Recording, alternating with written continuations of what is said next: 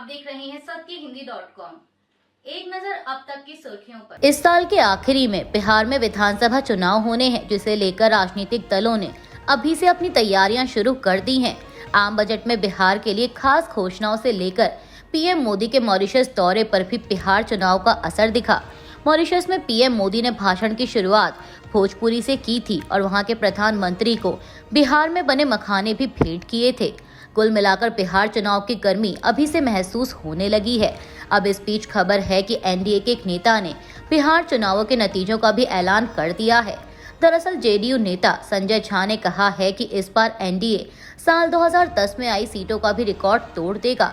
JDU के कार्यकारी अध्यक्ष संजय झा ने एक इंटरव्यू में साफ साफ कहा कि साल 2010 के विधानसभा चुनाव में एनडीए को 206 सीटें हासिल हुई थी, लेकिन इस बार इससे भी अधिक सीटें मिलेंगी। बता दें कि बिहार विधानसभा में 243 सीटें हैं। यहां बहुमत के लिए 122 सीटों की दरकार है और साल 2020 में हुए चुनाव में एनडीए को 125 सीटें मिली थी। इसमें बीजेपी को 74, जेडीयू को 43 सीटों पर जीत हासिल हुई थी। बीजेपी से कम सीट होने के बावजूद मुख्यमंत्री नीतीश कुमार को ही चुना गया। इसके उलट महागठबंधन को 110 सीटें हासिल हुई थी। इसमें कांग्रेस, आरजेडी और कम्युनिस्ट पार्टियां शामिल थीं। कर्नाटक कैबिनेट की ओर से मुस्लिम ठेकेदारों के लिए 4% कोटा के लिए कर्नाटक सार्वजनिक खरीद पारदर्शिता अधिनियम में संशोधन को मंजूरी दिए जाने को लेकर भाजपा ने प्रतिक्रिया दी है।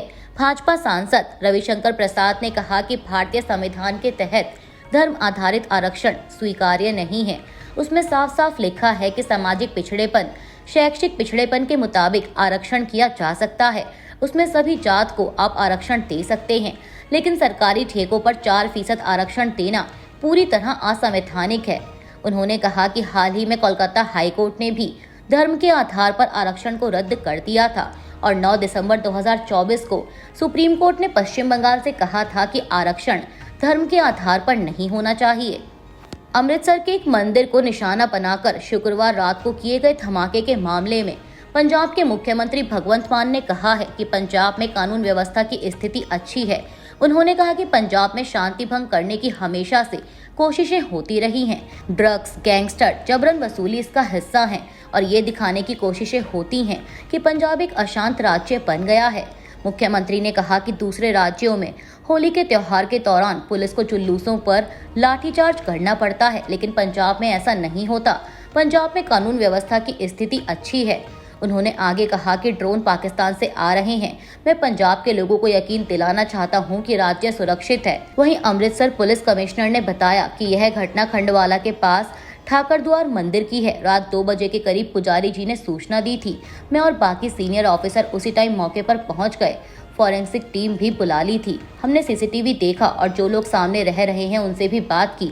हमारे पास काफ़ी अच्छे क्लूज आ गए हैं। उन्होंने कहा कि इसमें बेसिक बात यह है कि पाकिस्तान आईएसआई समय समय पर हमारे युवाओं को छोटे लालच के लिए उकसाकर ये गलत काम कराने का काम करती है, जिससे कि पंजाब में डिस्टर्बेंस पैदा हो। बसपा प्रमुख मायावती ने कांशीराम की जन्म तिथि पर उन्हें श्रद्धांजलि दी।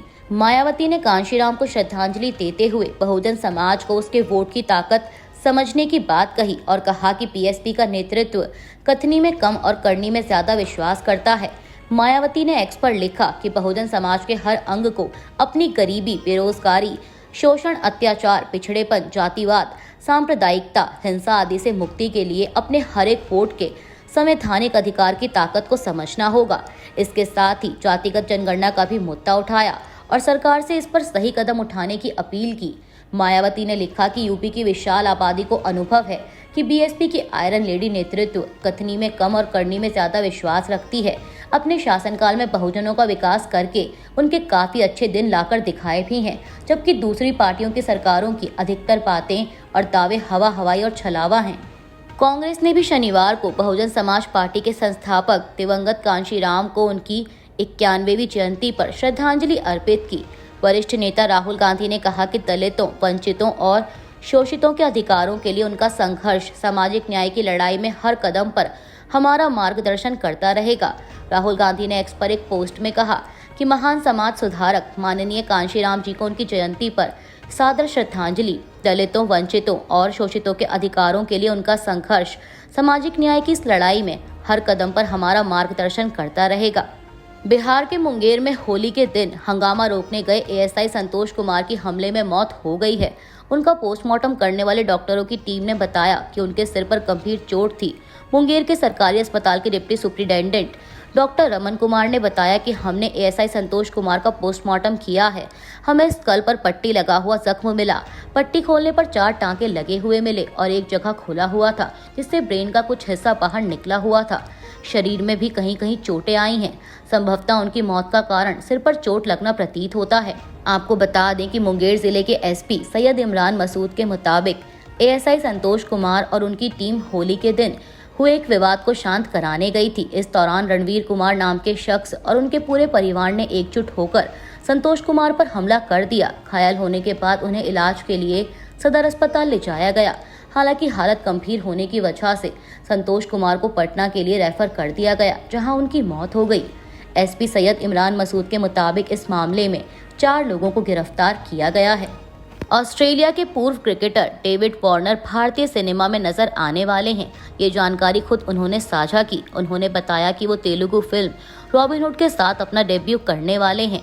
वार्नर ने सोशल मीडिया प्लेटफॉर्म एक्स पर एक पोस्ट शेयर करते हुए लिखा कि भारतीय सिनेमा में आ रहा हूँ, शूटिंग का भरपूर आनंद लिया, रॉबिन हुड का हिस्सा बनकर मैं बहुत खुश हूँ। शनिवार को फिल्म मेकर्स ने डेविड वार्नर का स्वागत करते हुए उनका एक पोस्ट शेयर किया जिसमें लिखा था, बाउंड्री से बॉक्स ऑफिस तक इंडियन सिनेमा में डेविड वार्नर का स्वागत है। वहीं फिल्म में लीड रोल निभा रहे तेलुगु एक्टर नितिन ने एक्स पर लिखा कि बैटिंग से लेकर शूटिंग तक, क्रिकेट के मैदान से लेकर फिल्म के मैदान तक, स्वागत है भाई डेविड वार्नर। आपको बता दें कि ये फिल्म 28 मार्च को वर्ल्ड वाइड रिलीज होने वाली है। फिलिस्तीन के एक अधिकारी ने मीडिया को बताया है कि गजा युद्ध विराम समझौते के विस्तार के लिए बातचीत कामयाब नहीं हुई। साथ ही अमेरिका ने हमास पर आरोप लगाया है कि वह कतर में हुई बैठकों में पूरी तरह से अव्यावहारिक मांग रख रहे थे। आपको बता दें कि हमास और इसराइल के बीच अस्थायी युद्ध विराम के पहले चरण की समाप्ति के बाद से वार्ताकार आगे की बातचीत के लिए रास्ता ढूंढने की कोशिश कर रहे हैं। अमेरिका ने पहले चरण को मध्य अप्रैल तक बढ़ाने का प्रस्ताव रखा, जिसमें हमास की ओर से पकड़े गए बंधकों और इसराइल के पकड़े गए फिलिस्तीनी कैदियों की अदला बदली शामिल है।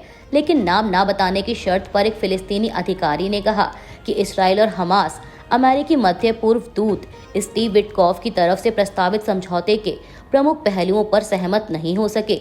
इसराइल ने अभी तक इस पर कोई प्रतिक्रिया नहीं दी है, लेकिन इसराइल के प्रधानमंत्री बेंजामिन नेतन्याहू के कार्यालय ने कहा है कि उन्हें इसराइल की वार्ता टीम की तरफ से शनिवार को एक रिपोर्ट मिलेगी। अभी के लिए बस इतना ही। बाकी की खबरों के लिए जुड़े रहिए सत्यहिंदी.com के साथ।